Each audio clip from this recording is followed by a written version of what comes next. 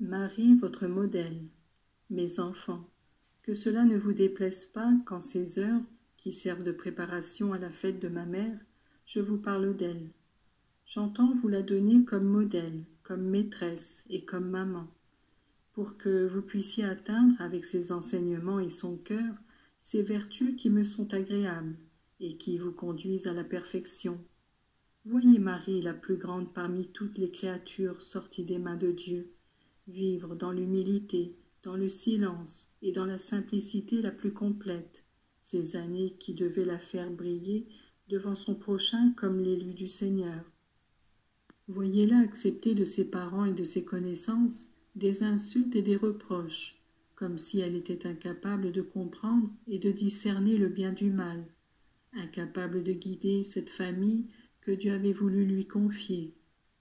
Voyez ma maman en présence de laquelle le soleil semble obscur, qui, à l'égal d'une femme quelconque, se soumet à la purification après la naissance de son enfant, doit dépendre de tous, travailler, souffrir comme la plus pauvre des mères, qui doit enfin, comme tout le monde, se recommander à la providence, comme si entre ses bras ne reposait pas le maître du monde.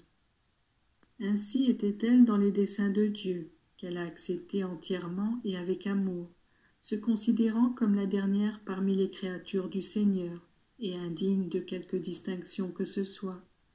Mais voyez encore sa pureté, qui égale et dépasse celle des anges, une pureté qui fait resplendir ses pensées adressées au Seigneur, qui tendait tout à le glorifier, une pureté qui se manifeste dans la manière de parler, qui devient comme une musique très douce, dépourvue de toute fausse note. Sa vie était une vie commune. Elle aussi trouvait des personnes qui mettaient à l'épreuve sa patience et sa bonté, sans que cela ne lui fasse changer de comportement.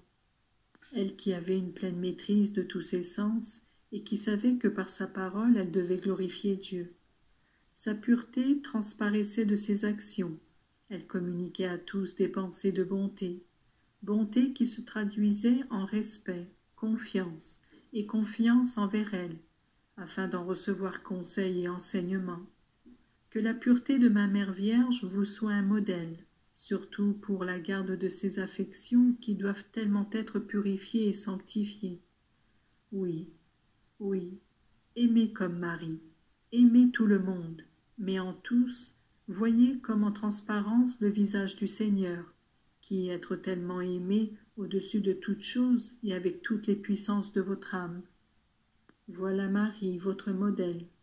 Et si ensuite vous vous confiez à elle comme à une savante maîtresse, elle vous enseignera à mettre en pratique les enseignements que vous recevez de la parole de Dieu.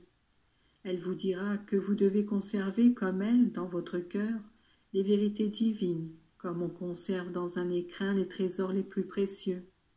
Ainsi pourrez-vous tirer profit des méditations, des lectures spirituelles et des bonnes paroles que le Seigneur fait parvenir aux âmes comme un grand moyen d'amitié. Mes enfants, je vous veux maman comme ma maman. Cette vie divine qu'elle a pu donner au monde au moyen de sa maternité, vous aussi vous devez la donner.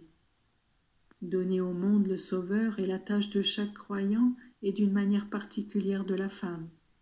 Prêtres, religieux et religieuses ont une mission spécifique, mais il faut donner une place à tous les autres qui ont compris la valeur de la rédemption et se prodiguent en collaborant pour le bien des âmes. J'ai dit un jour, qui est ma mère? Ceux qui font la volonté de Dieu.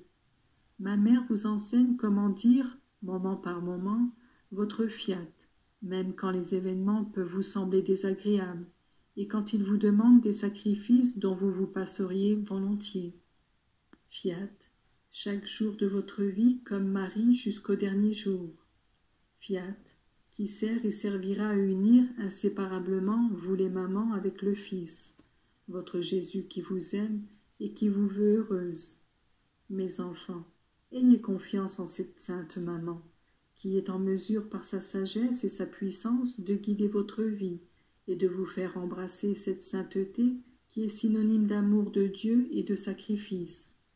Elle a été couronnée reine du paradis et du monde, mais sa gloire et sa joie sont en continuelle augmentation, parce qu'en chaque âme qui l'imite et qui l'accueille, Elle voit une prédestinée qui se réjouira avec elle pour toujours au ciel.